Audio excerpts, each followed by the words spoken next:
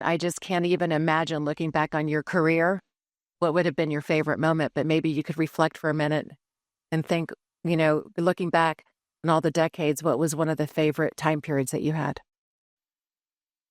It's interesting because I mean, there were a lot of favorite moments that were sort of fun or significant in terms of some kind of achievement or whatever. They're just flat enjoyable. And the surge in Iraq was not any of those. It was a grinding experience for me personally, and frankly, for all who were in uniform at that time. But that was the most significant endeavor in which I was involved as a member of our armed forces. That Iraq was in the middle of the Sunni-Shia civil war that was very, very violent. The capital city, Baghdad, was seeing 53 dead civilian bodies due to violence every 24 hours. People had a hard time just getting to work or school or even the parliament. And to do what our young men and women in uniform did, together with their coalition and Iraqi partners, in 18 months, the surge drove violence down by nearly 90%, dramatically reduced civilian loss of life, dramatically reduced our own casualties. It really transformed Iraq, and it gave the land of the two rivers, ancient Mesopotamia, another extraordinary opportunity. And that actually went very well for the next 3.5 years as we conducted a gradual drawdown of our forces in accordance with conditions and timelines in Iraq rather than those in Washington, which tended to drive the withdrawal from Afghanistan and that drawdown. And tragically, of course, the prime minister, right after our final combat forces left, undid a good bit of that and took actions that led to al-Qaeda in Iraq, which by then had transformed into the Islamic State in doing what it was that they did, which required us to go back in. But actually, Iraq has done relatively well since the destruction of the Islamic State in northern Iraq and also in northeastern Syria. They've benefited enormously from oil prices. They're one of the top oil exporters in the world. And despite all the challenges they had, whether it may be government bureaucracy, indecisiveness, corruption, still Sunni Shia friction, and all the rest of that, they've actually done really quite impressively. And they've now had 5 or 6 elections, quite free and fair, and the transitions have been peaceful, although it has taken time in a number of occasions to form a government, to pick the prime minister who could get the number of votes in the parliament necessary, including one time where it took a year. But by and large, again, the surge was the mission with which I was involved that I think far and away was the most important of my lifetime. Well, I just remember and I reflect on that, and you just look at like you were just saying, the calmness, and that they actually have elections and things have changed, because that's so important, especially considering everything that's happened around the world. That And in that region. Yes. So although that region right now, I think, is relatively encouraging. You've had the overthrow of the murderous Bashar al-Assad regime in Syria, which used to be an ally of Iran. Iran's ballistic missile and air defenses have been dramatically degraded by the response of Israel to the second set of strikes from Iran onto Israeli soil. Its proxy, Hezbollah in Lebanon, has been dramatically reduced in capability, and now they can't resupply it because Syria will not allow the transit of Iranian military and rockets and other means for them. A masterful campaign carried out by Israel against Hezbollah, including, of course, the most brilliant supply chain operation in history. It's even better than the Trojan horse when they got these pagers that had been doctored, of course, had explosives and an initiator added to them, in the hands of the several thousand most important leaders of Hezbollah. To have that pager was a sign of how significant a player you were, and thousands of them blew up simultaneously after Israel sent the message that triggered them. And then the next day, the walkie-talkies blew up as well. And that rendered this Hezbollah incapable of planning and executing the kind of operation that we all feared most for Israel, which would have been the simultaneous attack from Hezbollah with thousands and thousands of missiles, drones, and rockets that could have overwhelmed the sophisticated air and ballistic missile defenses of Israel, which are incredible. But even they can be overwhelmed by just sheer massive numbers. And then Israel was painstakingly, devastatingly effective with their air campaign to reduce what was, at the start of all this, 150,000 missiles, rockets, drones, etc., down to probably somewhere in the neighborhood of 10 or 15,000. And they really can't use them that effectively because Israel is going to see them bringing them out and using them. So Middle East, again, quite transformed, and I'm very hopeful that the administration will be able to negotiate a good agreement to dismantle vast majority of the Iranian nuclear program and to ensure that it does not have the flaws of the Obama-era nuclear agreement, which in many, many respects was very, very good. But there are two deficiencies that were really very concerning. The first was the sunset clauses for various elements of the agreement that started at the 10-year mark, and all of a sudden Iran was allowed to do this and then that and so forth. And so you'd have to have much, much longer term for any kind of sunset clause. And then also the intrusive inspection regime wasn't sufficiently all-encompassing and sufficiently intrusive. But if those two could be fixed, going back even to that old agreement would actually be incomparably better than the situation that we face today, where Iran has enriched uranium to the level just below that of weapons grade. And it doesn't take long to go to that if it's another turn of the enrichment process, if you will. And that is very, very scary because every president, and I was reassured to see President Trump echo his predecessors and himself from his first term, that we will never allow Iran to have a nuclear weapon. And that is exactly right. It's just, if you look at the Middle East and obviously everything that's happened there and now, if we fast forward a little bit into a different, part of the world being Ukraine, the book that you wrote is Outstanding Conflict. And can you tell me a little bit on why you decided to pick Ukraine specifically and wartime conflict and go back and take a look at all the different... Sure. Yeah. Well, the book came about, frankly, because my co-author, Andrew Roberts, and I were very good friends. We'd done a lot of events together. I'd actually been to a book festival that he helps organize multiple times, even though I hadn't yet written a book.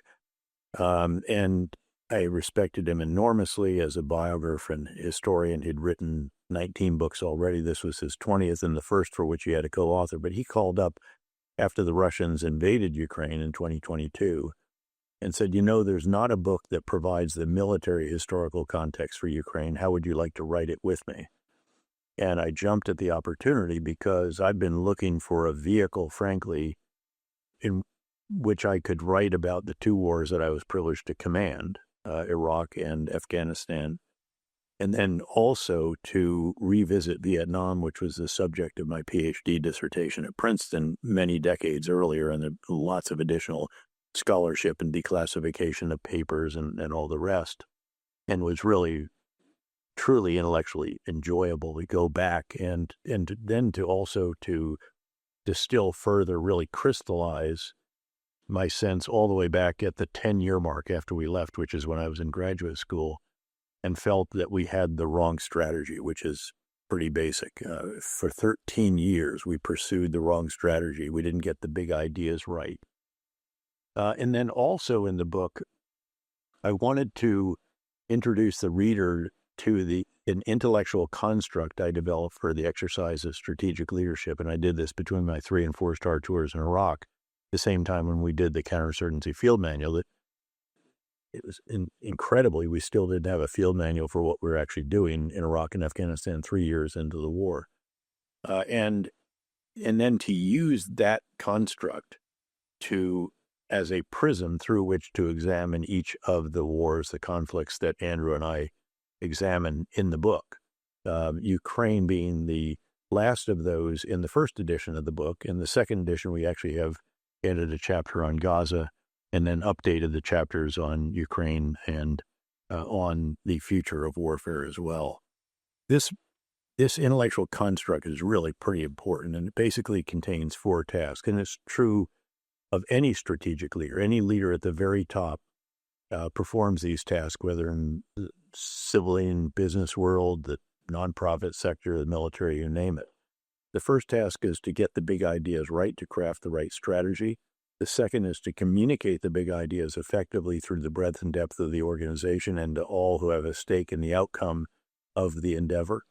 The third is to oversee the implementation of the big ideas. This is a lot of what we think about really as leadership, which is the example the leader provides, the energy, the inspiration, attracting the best and brightest and hanging on to and rewarding them, allowing those not measuring up to move on to something else, the organizational architecture that you design for it, because there's no template, one size fits all, in business or in war.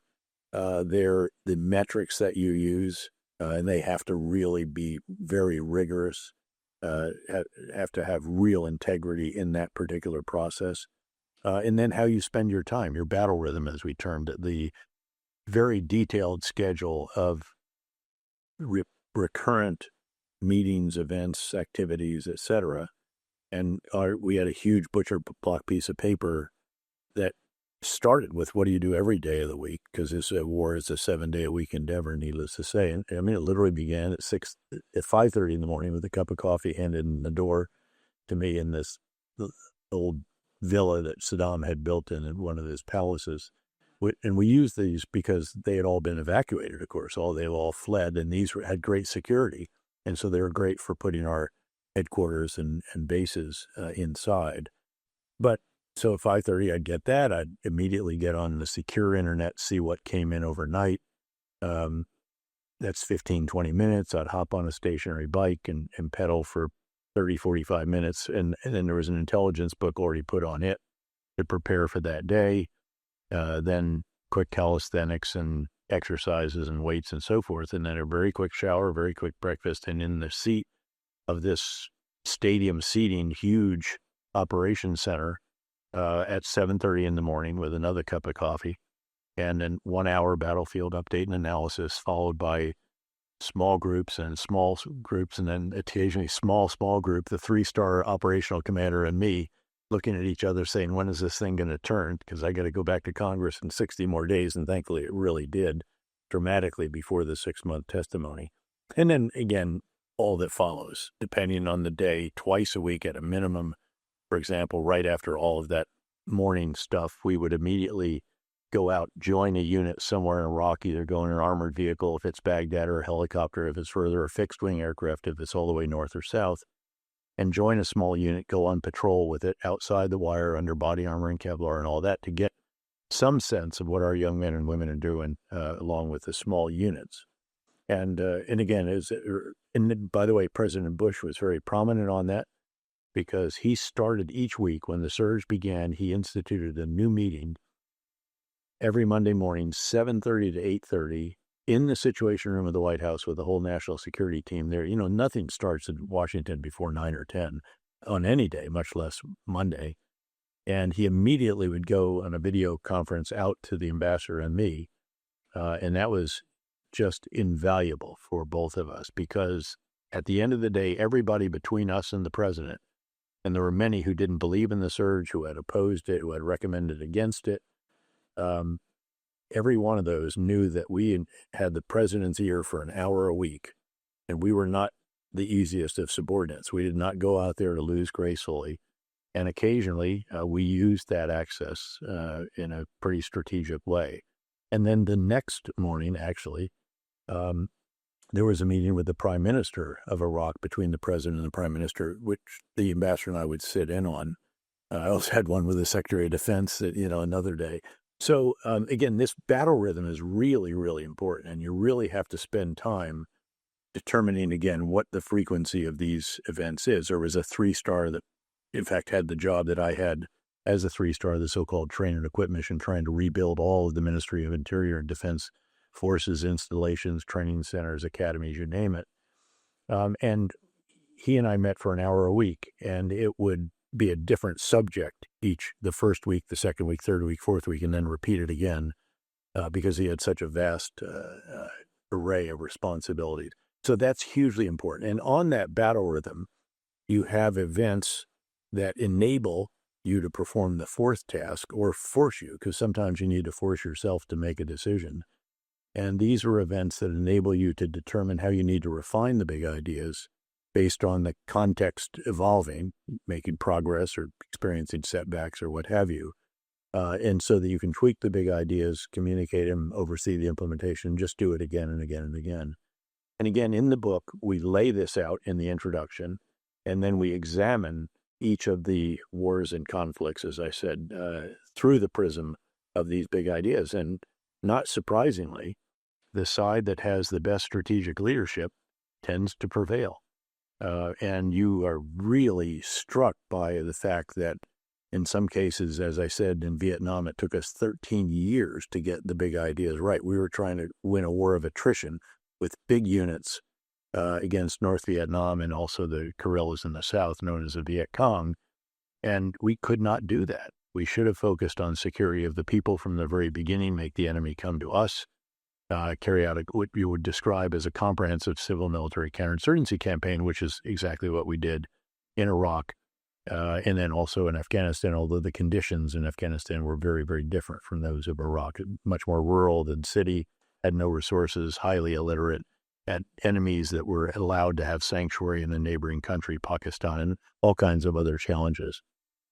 Well, as I read through the book, it's interesting to me because obviously, I'm a lay person on the outside, and you being, a general, I found the last chapter to be very interesting about how war somewhat changed. Yes. And I found it fascinating. Maybe you could speak a little bit to that. Sure. Well, we see the future of war actually in Ukraine. They have, if you will, a procurement system that is producing tomorrow's technology for today's war. By contrast, our industrial age procurement system, which is burdened by the military-industrial congressional complex, each element of which has vested interest in preserving existing weapons systems, basing arrangements, maintenance contracts, you name it. We produce yesterday's technology for tomorrow's wars. And again, Ukraine is on the bleeding edge of unmanned systems technology in particular. They have to be. This is their war of independence, if you will, of fighting for their very survival. And they are heavily outnumbered. They're often heavily outgunned by the Russians, have probably 4 or 5 times the manpower, 13, 15 times the economy. And so they have had to dramatically improve and then expand the design, manufacture, and employment of drones, of unmanned systems. And it's not just the obvious ones. It's not just the aerial drones, and there are many different types of them, by the way. The aerial drones are used for intelligence, surveillance, and reconnaissance. They go out and come back. They usually survive about 15 missions or so before they get shot down. There are the first-person view suicide drones that are right up on the front lines, launched right up there, and they're launching thousands of these per day on the front lines. This is the most lethal no man's land in history. And the Russians find it very, very costly to achieve even incremental gains on a daily basis, although they are achieving that, but they haven't really accumulated into something that's truly strategic. But it's not just in the air, and they also have hundreds that go into Russia every night, and these are much longer range, and also some long-range missiles that are striking the Russian refineries, fuel storage points, airfields, headquarters, and so forth, military targets. But it's also at sea. How does a country that has no navy, as we know it, ships at sea, destroy 1/3 of the Russian Black Sea Fleet, including the flagship, and force the withdrawal of the last Russian warship from the centuries-occupied port of Sevastopol on the Crimean Peninsula. Well, it's with aerial drones that find the ships and maritime drones that they design, manufacture, and employ that sink them. So it's really remarkable what they are doing. Now, to be sure, there are elements of past wars here as well. In fact, the great Washington Post columnist Max Boot has characterized the war in Ukraine as the one in which All Quiet on the Western Front, obviously a World War I novel, confronts Blade Runner, and, of course, a futuristic version of the world. And you do indeed have World War I style trenches with overhead cover and bunkers and barbed wire and concertina wire, minefields, belts of trenches, very heavy use of artillery, all very reminiscent of the front lines and trenches of World War I in Western Europe. But then you also have Cold War hardware, largely, maybe with some product improvements, but very familiar to me when I was, say, a major in West Germany, not far from the inner German divide between West and East, and the Warsaw Pact was faced off with NATO, but very similar hardware to what, as a brigade and battalion operations officer, we employed. But then you have this, again, bleeding edge, especially on the Ukrainian side, although the Russians are making advances as well, and their use of electronic warfare and jamming and other systems is particularly challenging and quite sophisticated. So the Ukrainians are actually iterating on a weekly basis.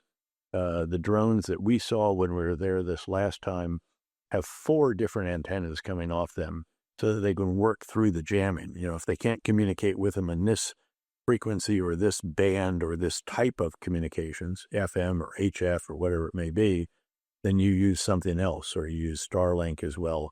The GPS link, they'll try to jam that. The instructions, they'll try to jam the command and control. So it is extraordinary to see what Ukraine has done in this regard, and we need to learn much, much faster from what they're doing in all Western countries, including the U.S.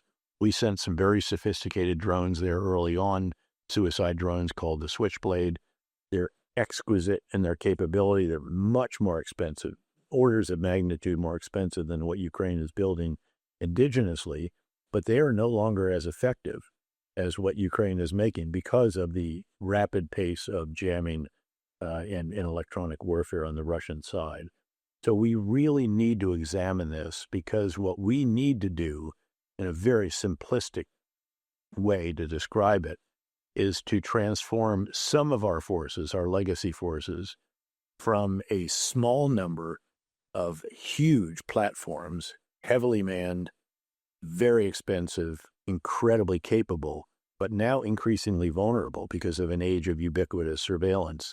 And this would be particularly the case in the Pacific, in the Indo-Pacific theater. From those to just an extraordinary number of unmanned systems of all types, below the sea, surface of the sea, in the air, on ground, in outer space, in cyberspace, the equivalent, etc., noting that these are increasingly not going to be remotely piloted like all of our drones now. They're going to be algorithmically piloted. So the human in the loop is going to become the human on the loop, the human who actually, first of all, determines what we want that machine to do, and then identifies the conditions the machine meets on its own to take a kinetic or non-kinetic action, and then pulling all of it together so that individual drones are not all going at the same target or something like this, and enabling it all with extraordinary communications that can be self-healing, if you will, mesh and so forth, and are bringing in and fusing all of the outcome, the products, the feeds of the intelligence, surveillance, and reconnaissance assets that are deployed. So this is breathtaking stuff.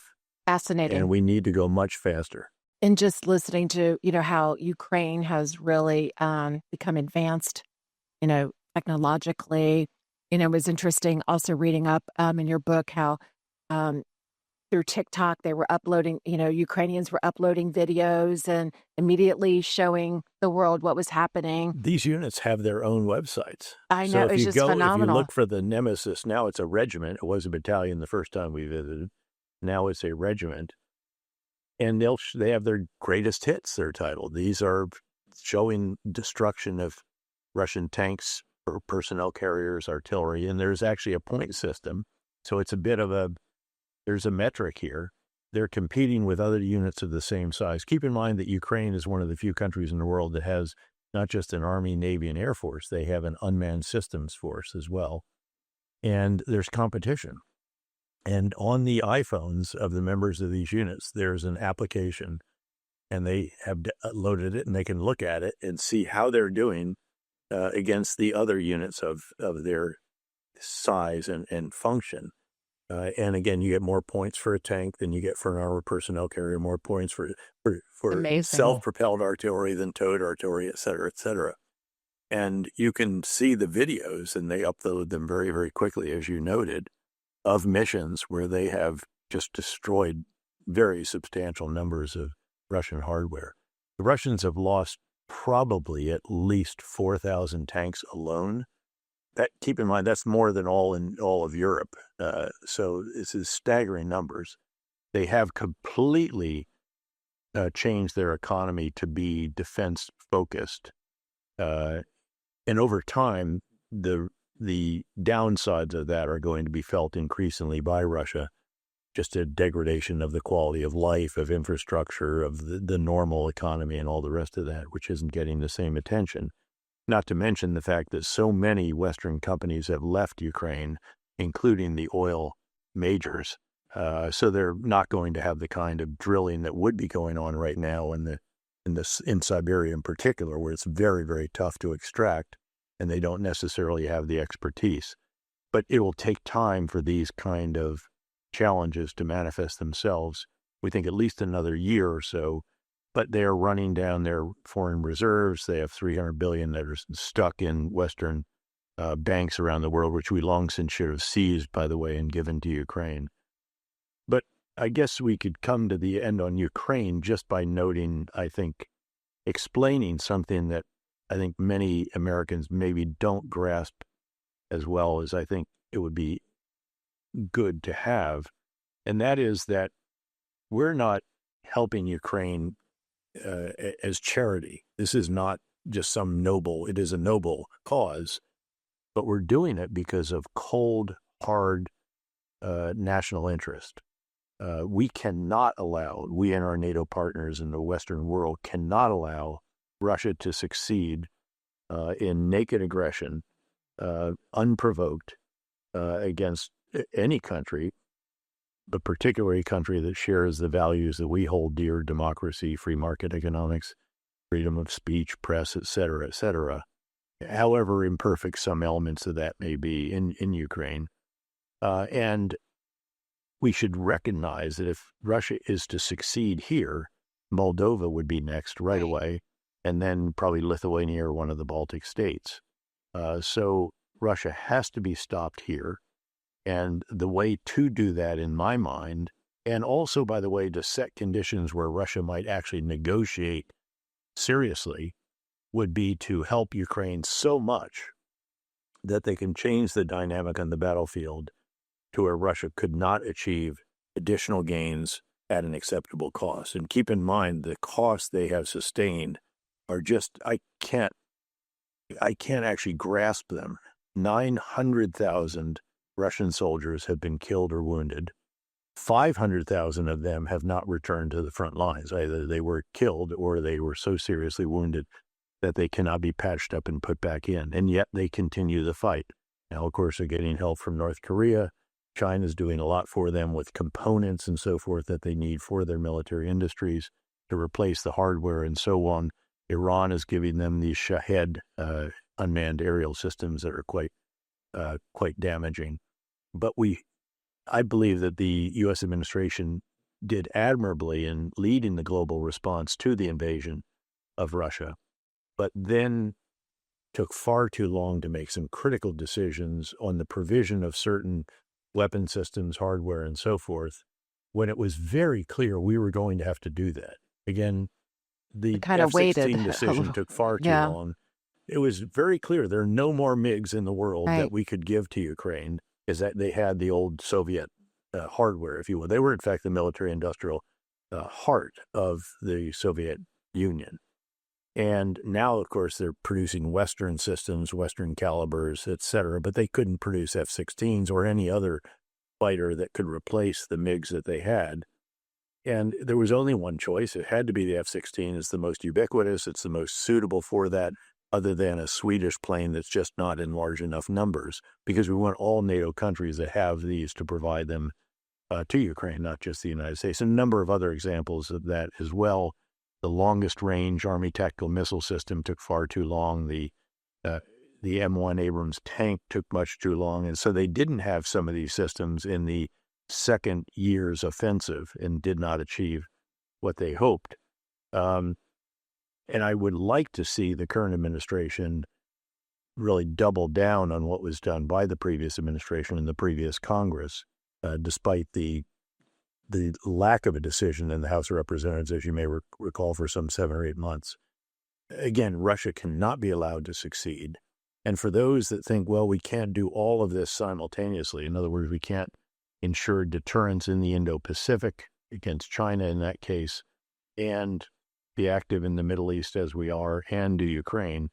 First, I'd just point out that Americans aren't fighting and dying on Ukrainian soil. We're providing the enablers for the Ukrainians to ensure their continued independence and very survival.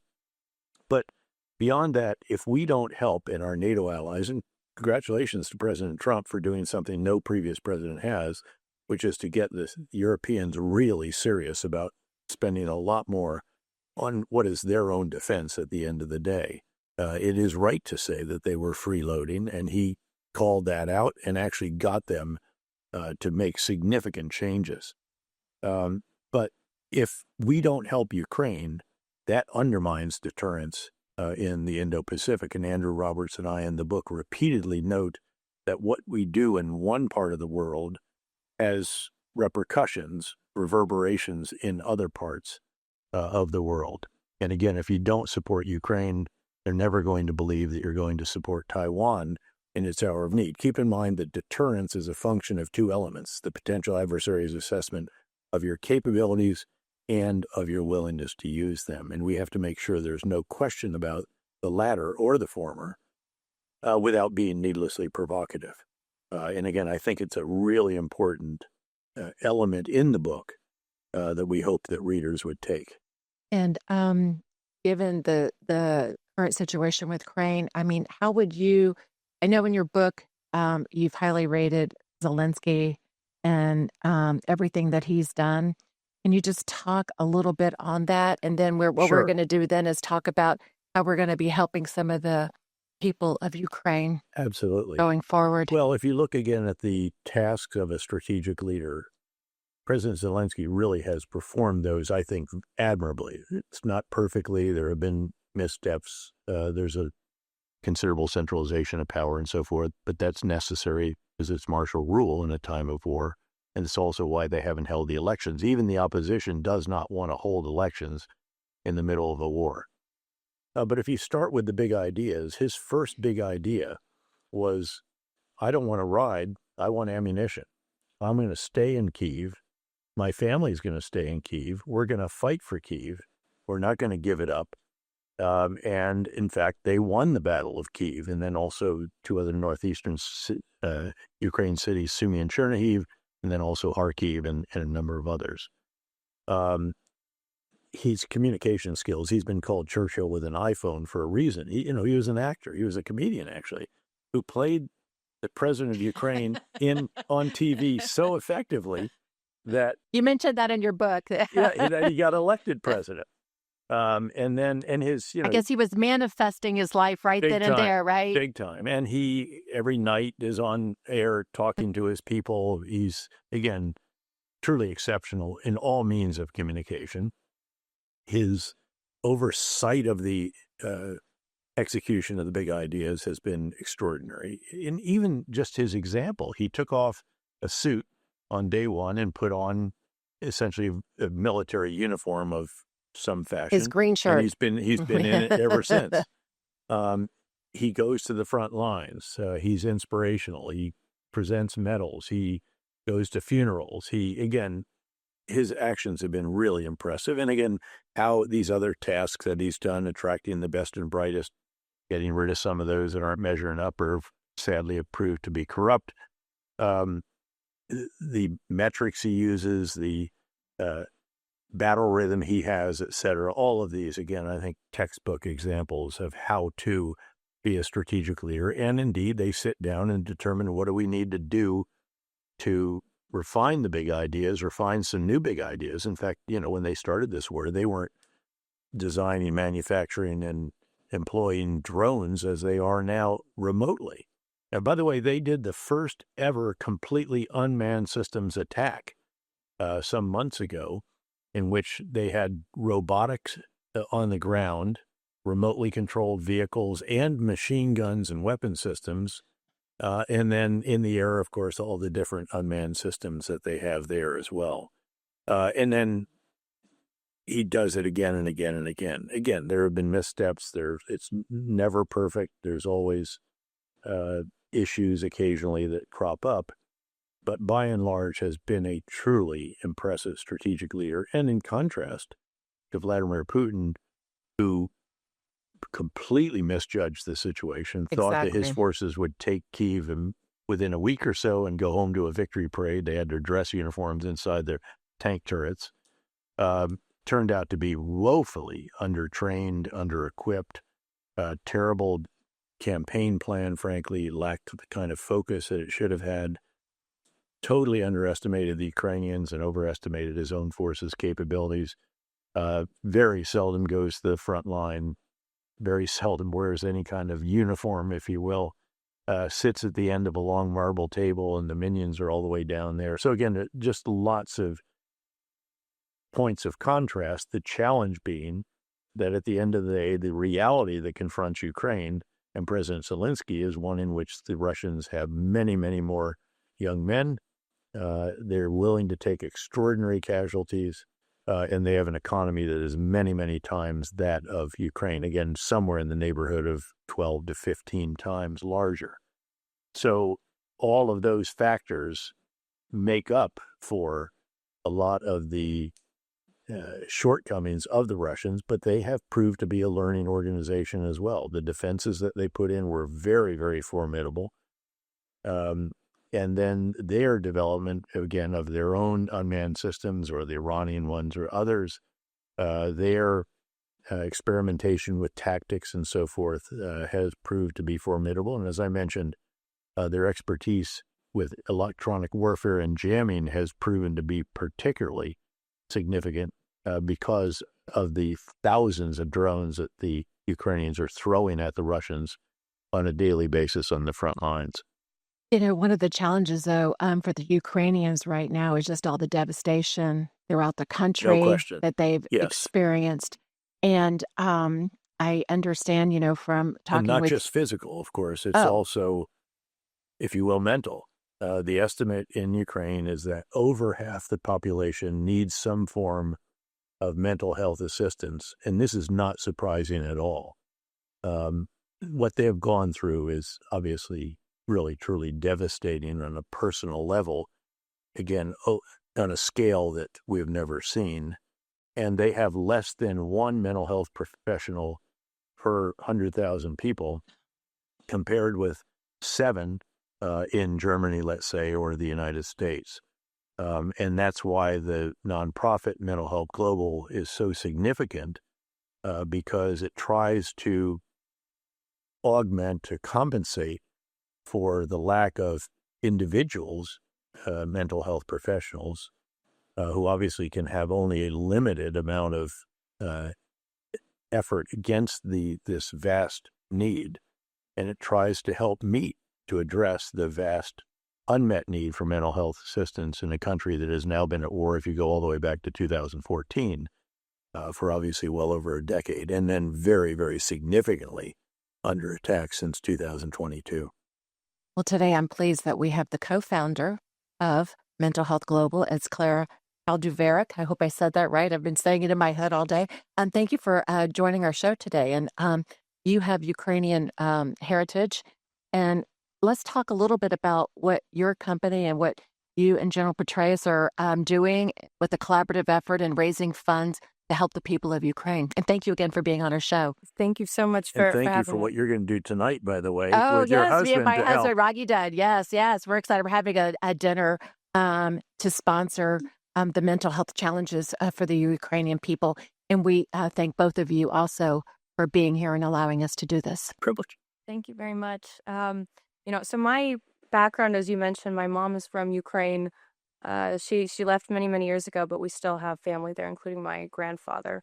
Is a very resilient population. There have been a lot of, significant events in the last 50, 60 years, but nothing like we're seeing now, just displacement of families, men who have been consistently fighting on the front lines for 3 years. It's really, people are feeling it. You feel a weariness that we've made consistent trips as part of a group over the last few months, and every time you go, you feel this shift of what is happening. And so I met a wonderful woman, the other co-founder of this, named Mitzi Perdue, who is a journalist by trade. She's been particularly focused on Ukraine and the mental health effects on the population. So, the war, you win the war, you have a vision of victory, the guns fall silent, but then you still have this population that needs to rehabilitate and enter society again. And as the general is quite passionate about, what do you do when you have this population of young men who have been fighting that then have to reenter society and reenter lives? And the difference in Ukraine is it's been the entire population. It hasn't just been soldiers. It's been moms taking their children to shelters and loss of loved ones just significantly across the board. And so the trauma is not focused just to your active forces. It's really the whole population. And so Mitzi tracked me down. We met at an event and I was discussing AI. And she said, you're Ukrainian. This is what's happening in Ukraine. And she told me about the numbers, which is over half the population needs support, which is a large population. It's a significant amount of people. There's a population of over 37 million. And they've displaced there's people around the world now, and you need a way to be able to scale support and to get it where it's needed. So we started looking at ways to take AI and apply it to the problem, because as the general mentioned, there's just not enough providers to be able to help. Then you run into the language challenge. I met yesterday with the Center for Brain Health here in Dallas, and we spent a lot of time talking about how you can get these really good results that we have here to these other languages and to people. Translation's a big issue, and one in Ukraine we've had to deal with. So we've been trying to work with the Ministry of Digital Transformation to build out a Ukrainian large language model. So then you can take stuff like mental health assistance, legal assistance, and translate it to Ukrainian. So there have been roadblocks like that to get this up and running, but our goal at its core is to build a free, accessible mental health care platform where you can go on any time of day in any language you need and get mental health care support. Another That pillar is, of by that. the way, that is absolutely fabulous. I mean, everybody needs access to mental health, but especially when you're, in basically a war, area still with everything that's still happening and what's been happening to them over the last 3 years, to be able to reach out day or night is wonderful. And yeah, exactly. Day or night, because it's not, you have air raid sirens going off all night. This is not limited to certain times of day. It's really, you feel it consistently. And then you have the access problems. Some people are just in areas where they can't reach somebody. You also have a lot of people who just don't feel comfortable going to a provider because they don't want to take that space away from somebody else. I met a young woman last time I was there, a journalist, who was interviewing Mitzi and myself, and she said, I've struggled with anxiety and I had a breakdown when the war started, but I don't want to go see somebody because I feel that a veteran or an armed forces member should get that help. And then on top of it, the care providers have fatigue and issues themselves. So you really have a very tough situation that's hard to tackle unless you deploy some of these technology methods to it.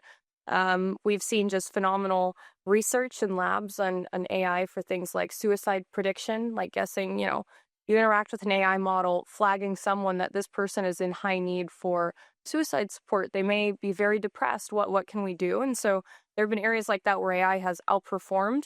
It's just how do you get it there and translate it and build the AI in a way where it's cost sustainable. And so on the private sector side, my CTO and I have been working on solutions for getting large language models outside of just being on traditional cloud providers because it can be very expensive.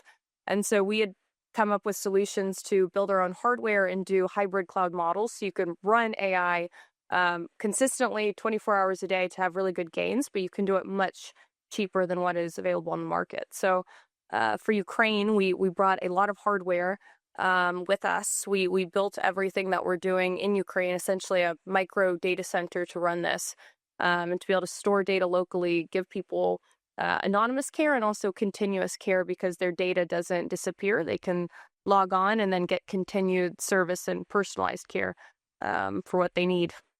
It's just amazing what just if you think about AI and you also apply it, you go back to war and how everything has just changed globally. It does. I think we did talk before we began our radio segment here that you're going back to Ukraine because you're having to move batteries. That's a lot of work. Back to Ukraine, the first time it was quite difficult because some of the parts we need, there the power goes out frequently. For good AI, you have to run it 24 hours a day. If you have gaps, you have a model that's less accurate. So my CTO and I, and he has never been to Ukraine. He's never been to some of the places we've been going to set this up. He said, let's do it. So we kind of planned out some of the issue points in Ukraine, the power issues, how long, what's our max time that we can sustain. And so we ended up coming up with a system to power our AI for 2 days if needed.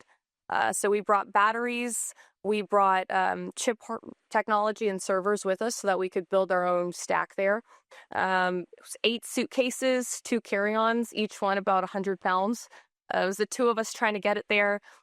We luckily connected with part of our group traveling in with us, 2 wonderful ladies from the Atlantic Council who did help us move some of this stuff there. We were very, very thankful. And it's just an effort in itself getting there. You hopefully maybe be joining us on a trip there soon, but it is no easy feat in and out. Just logistically now to get to Warsaw, the border, take a train and move everything you need, it's quite tough. And now we are going back again to move some of this. Our previous lead has been called back into the active armed forces to go into a unit and help develop out some psychological support services. And so we're going to move locations and kind of build the new security system for what we're doing. Well, that's just outstanding. And I think maybe after our discussion, maybe I'll change my mind and maybe I will go. I have been assured by the general that I will be safe. Can I have you on the record say that, General Patraeus? Absolutely. And I'll tell your husband tonight as well. And I'll be with you, which is the best security of all. Can we talk a little bit about the train ride and what that would look like just for our listeners that are listening? Well, first, you've got to get by air to Warsaw. There are very few direct flights from Dallas to Warsaw, I can tell you. So you have to at least change planes at least once.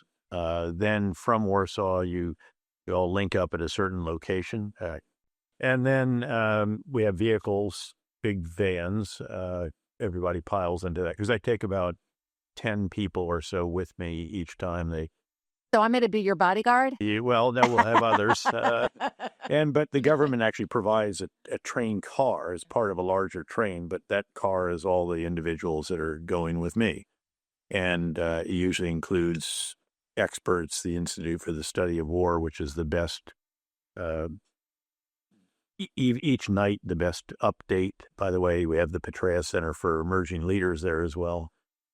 We have the Cipher Brief. This is another entity that's really sharp individuals. The founder and CEO and her COO, who also happens to be her husband, goes with us regularly. We have several former CIA station chiefs in places like Moscow and so forth that'll be with us, and on and on.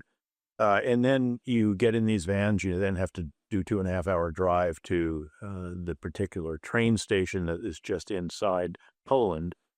Then on the train, and you basically travel overnight. From late afternoon, you arrive early in the morning, but there's a long delay for customs, 2 different custom stops, leaving Poland and then entering Ukraine, and then obviously the other way in return. And then at the train station, we're met by, there's a group of security individuals and hard car and all the rest of that, and additional vans that will take us all to wherever hotel we're in, usually around some kind of event, such as the Yalta Economic Strategy Forum or the Kyiv Security Forum, which is the next time, or these other.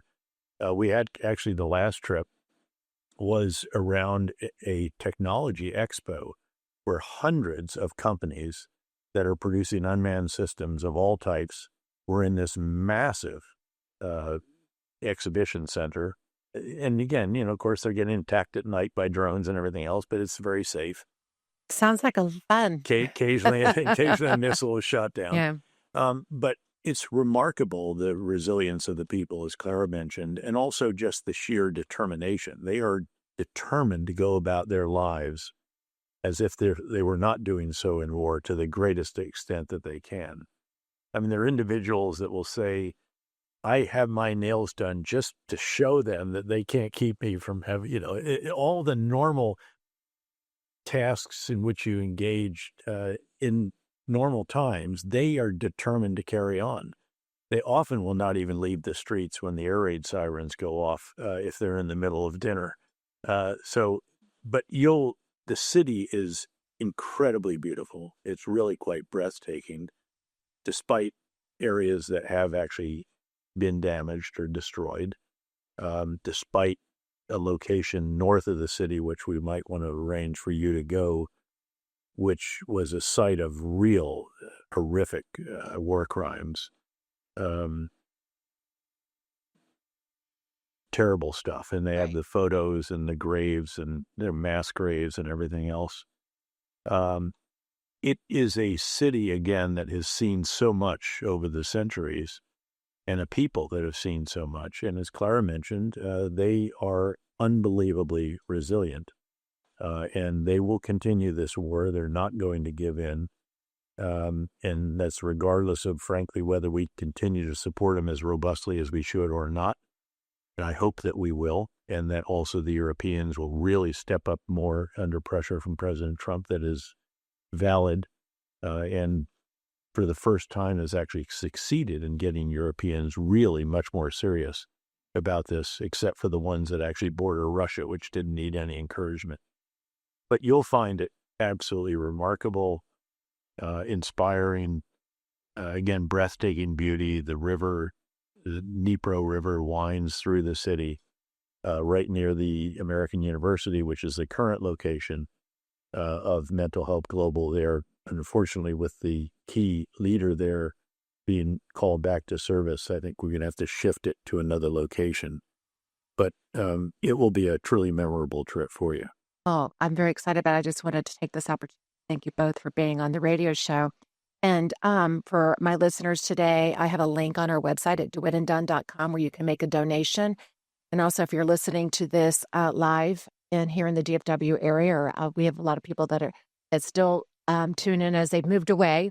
I actually have a book for you from General Petraeus, Conflict, and you'll need to call our office and we'll ship it to you.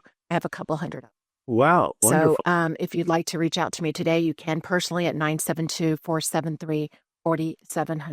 And I'm just going to ask you to sign one. I will. So for you. Yes.